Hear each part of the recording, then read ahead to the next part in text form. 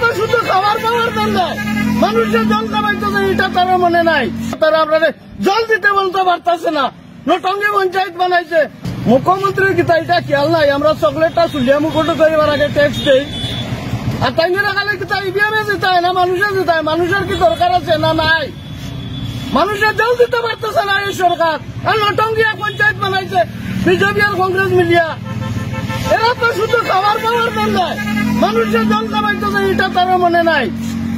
আমরা জলের লাগে যুদ্ধ করতেছি, আমরা আশেপাশে কোনো জায়গায় জল নাই।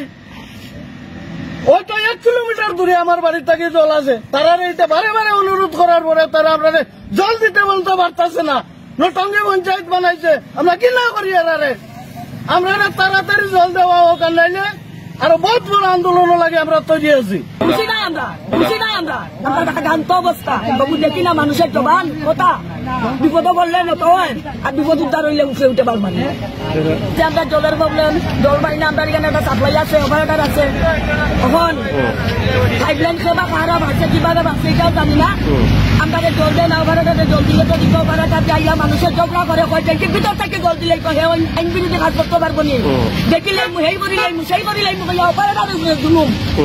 আমরা জানাইছি পঞ্চায়েত প্রধান সবাই জানাইছি, ডিপার্টমেন্ট জানাইছি, কেউ আমরা জল দেয় না। আজকে প্রায় মাসের কাছাকাছি আমরা জল পাই, এর কারণে আমরা এখানে রাস্তা অবরোধ করছি।